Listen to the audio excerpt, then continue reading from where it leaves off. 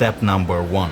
You have to come up with an idea where your fireflies will live. I found a home for my fireflies accidentally in IKEA while shopping with my wife. Funny fact, she actually didn't think it's a good idea to use those jars as decoration. But I knew from the beginning. Just kidding, of course I didn't. The famous jar that causes so many questions. The jar that distracts you from my tutorials. The jar with fireflies.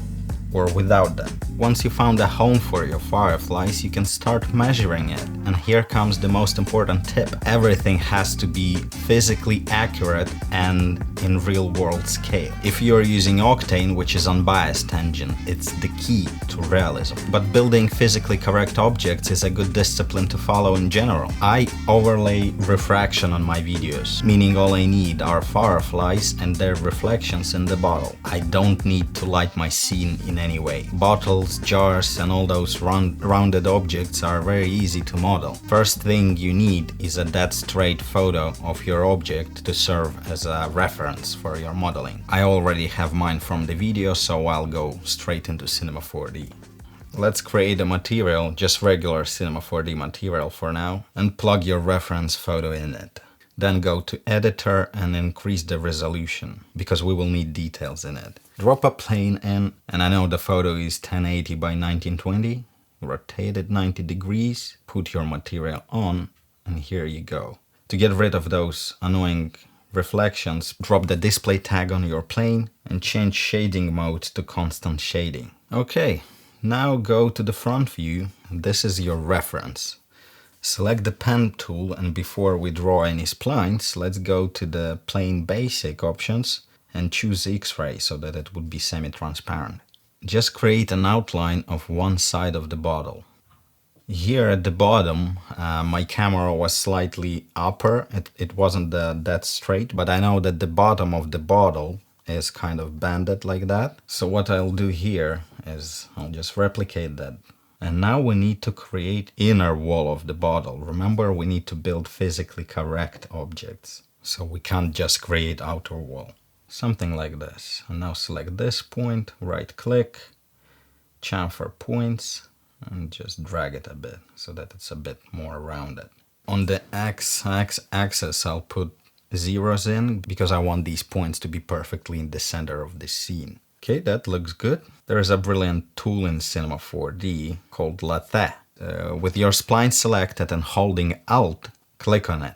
And here you go, your bottle generated.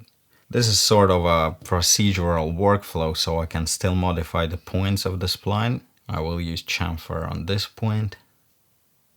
Inside looks good. No holes in the body. This is a physically accurate model now. I will go to Lathe settings and increase subdivision to 128. Now it looks more rounded. And if I'll expose the topology, you see it's uneven, it's adaptive. I want it to be uniform. Good topology is always a good thing to have. Do the same, change intermediate points to uniform and put 24 as a number. So now we need to scale it properly. I'll put a cube in and I measure the bottle, it's 15 centimeters tall. I'll put the 15 centimeters as cube size and then I'll just scale the bottle down. Like that. So now the bottle is 15 centimeters, like in real world. Let's make sure it's not intersecting the floor. So here it is, our bottle model. Let's drop in an HDRI before we start to create our materials. I'll use something from my previous projects. I know I said I don't need to light my scene in any way, but in order to create materials, we need to see how the glass reflects stuff. So this HDRI is temporal. Let's also create a material which will catch our shadows. Just a white Octane diffuse material. Call it Catcher. Go to Common tab and click Shadow Catcher. Assign it to your plane and here you go, you have your shadows on this good looking background. Now let's create a glass material. So straight away something is definitely off. Well, first thing is of course change the index because the glass's refractive index is 156, but it's still off. That's because our normals are off. So what I usually do, I right click the generator and transform it into the regular geometry. Then just save your generator in case in future you would need to modify the shape of your bottle. If we would go to polygon mode now and select all the polygons, zoom in, you see that the faces of the polygons are blue. That means that the normals are reversed. I can't even bloody pronounce that word properly. So right click and choose reverse normals. Now everything is calculated properly and the glass looks like it should look like. Let's quickly look at our reference photo. So you see our glass is uneven, so the refractions are happening in kind of waves. In order to achieve better realism, we need to replicate that. So what I could do is go to my glass material, try to use bump, noise in a bump channel, or maybe normals. But as I said, building physically correct geometry is always good. So that's exactly what I will do here. First, let's organize the objects a bit. Call our bottle jar. The jar is better. This was our jar source, our reference photo, and our floor. With the jar selected, hit Shift and choose Displacer Deformer. By holding Shift, you will make it a child of the object.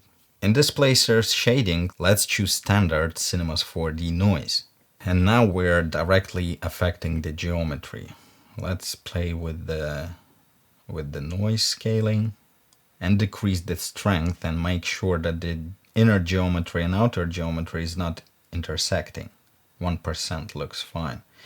Now our glass is affecting surrounding environment in a wavy kind of way. I will also introduce a bit of roughness in there, and we'll go into Octane node editor. We'll just drop the noise node in and plug it into normals. Then choose UV transform node to make the noise significantly smaller. Now we will choose multiply node and multiply our noise by the float node. So decrease this value, and now we kind of perfectly replicating the surface of our real jar. See here? In real world, there are no such thing as perfect surfaces. Okay, this jar looks convincing to me. Let's drop the camera in, assign the Octane camera tag, put some post-processing effects in. Just the standard Octane goodness. We modeled the jar, we created the materials. Now we need a firefly. Let's drop a sphere in and make it tiny, something like 1 centimeter. And reduce segments to 3, because we don't need any details. Okay, radius can be even smaller. And let's create Octane diffuse material. I will quickly organize my materials too. So this will be our firefly material. Assign it to your sphere, go to Octane node editor, and we need a black body emission. Plug it into emission. Okay, now it emits lights. We want it to emit light from the surface only, no crazy values. Drop in RGB spectrum node, plug it in the texture, and this one will control the color of your fireflies, like so. You can also plug it into diffuse channel if you want, but it will make little to none difference. I will make the color darker and increase the power of our emission a bit. Here you go. We can scale it down. And now the most important question, how to populate that jar with fireflies. Well, there are several methods to do that. I do it with X particles, but I respect that not all of my viewers can use particles or have X particles, so we will do it with Cinemas 4D's native tools instead. First thing, I'll select the jar and make it semi-transparent. Then I need kind of boundaries where the particles will live. I will use a capsule. Actually, you know what? I think the cylinder would work better because I don't need such rounded edges. So let's use a cylinder instead.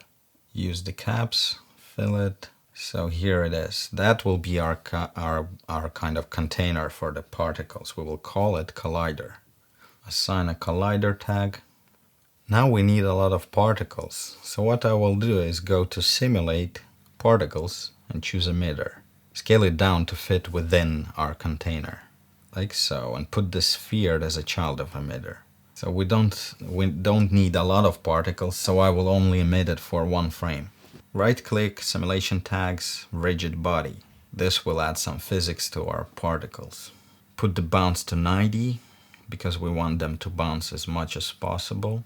And increase the birth rate in both editor and renderer to something like 1000. Okay, that looks like enough particles. Let's click show objects so that we would see our particles, and if I'll play, particles very quickly escape somewhere. If I'll scrobble frame by frame, I see that they kind of trying to avoid our container. And that's because physics and all those things consider normals as well. So what I will do is right click on our collider, current state to object, call this one collider source, and just hide it. Okay, let's select normals. And they are actually correct, but we need them reversed because we need our particles to act inside of the collider. If I'll play now, you see that the particles are staying inside. But that's still too far away from the effect we're after. Let's introduce some turbulence by going to simulate, particles, turbulence. Straight away we can increase it to something bigger. Okay, now particles are moving. Let's increase it even more.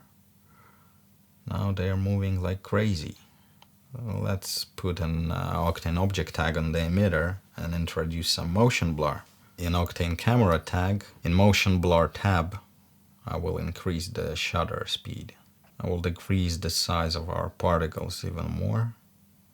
Okay, I want the particles to go up, not laying on the bottom, lazy bastards. So we will go to simulate, particles, wind. And of course we need to rotate it a bit so that it blows from the bottom up. That's not enough. Let's increase its power. That's too much. 55, still too much. 35, that's kind of alright. I don't know if you're able to see it due to YouTube's compression, but I see that particles are super fast and it's not the effect we're after. So what we want to do is click Ctrl D and in Dynamics tab, decrease the time scale.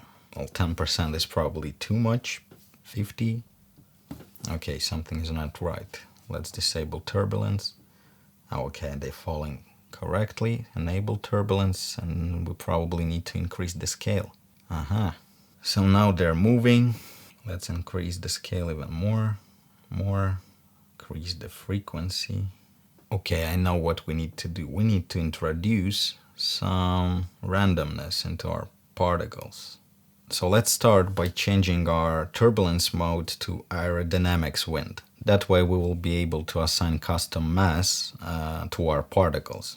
So let's duplicate our spheres. You probably haven't noticed, but in my jar I have 13 fireflies and all the other small particles is just reflections in the bottle. So I'll do 13 copies of the sphere and select the rigid body on each of them. Now I'll go to the mass tab and choose custom mass.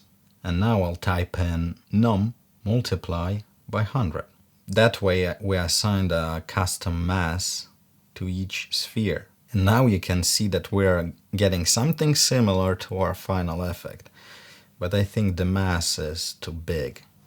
Basically just mess around, and 0 point something should be enough for these particles.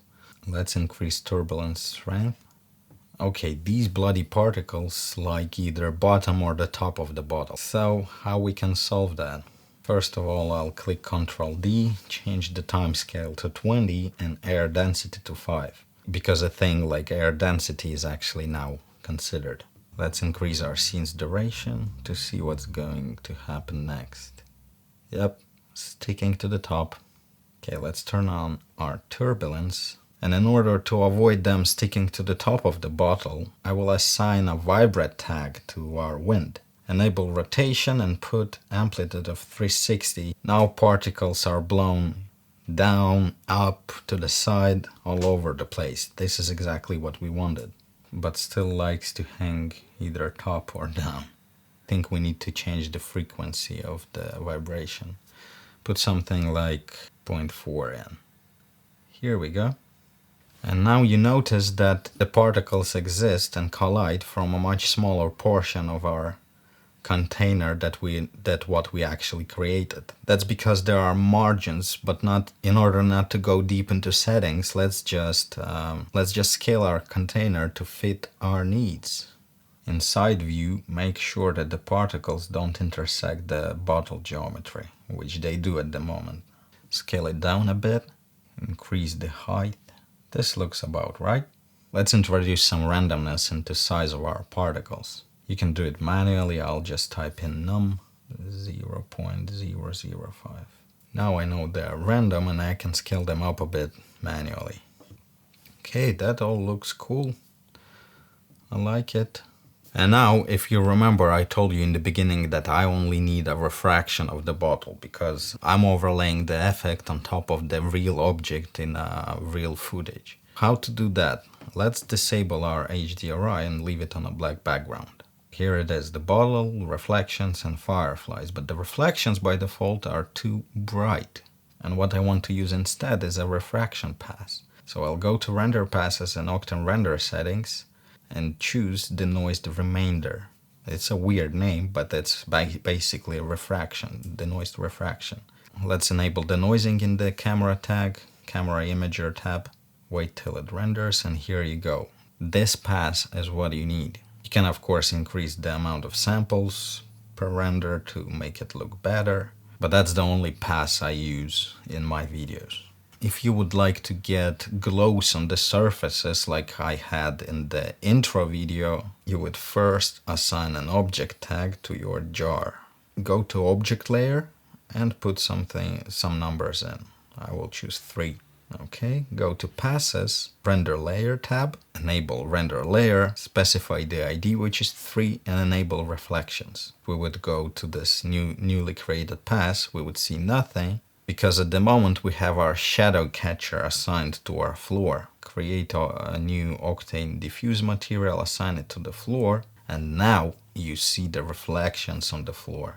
If you would render more samples, you would see more clearly how particles light the surface of the floor. And that's it. You will use these passes to compose your effect on top of your real footage. I'm not showing this in this tutorial because I had dedicated videos on compositing and passes, so you can refer to those for compositing. And finally, let's have a quick look at my actual setup with X particles. This is the scene from the intro to this tutorial. As you can see, I have emitter, I have same container, it's hidden at the moment, so green X particles in there, geometry displacer, basically absolutely same stuff that we just did with Cinema 4D tools, but with X particles. And the reason for that is just it's easier and faster to do in X particles. Here you go guys, no more secrets between me and you. The mystery is finally revealed. I'm sure there will be questions popping up from time to time. If you wish, I put the full scenes into my store, which you can buy both Cinema 4D version and X particles if you have X particles. Link is down below. This is it for tutorial. I'm hoping you're all happy because this video was in a high demand, but I'm not finished yet. Remember, I mentioned a contest in one of my previous videos. Good news, boys, it's happening. I will start by saying that I really like the direction Razer is moving in. So what they're doing is actually entering the market of professionals working with graphics. We can see that in their recent products, in general direction of the company, and that's really cool. And what's also cool is that they're sponsoring the contest. Guess what's the prize? I will leave the guessing game to you for now, and I will make a dedicated video about the contest very soon. The reason I'm saying it in the end of this video is because apparently the jar and the contest are somehow related. Peace!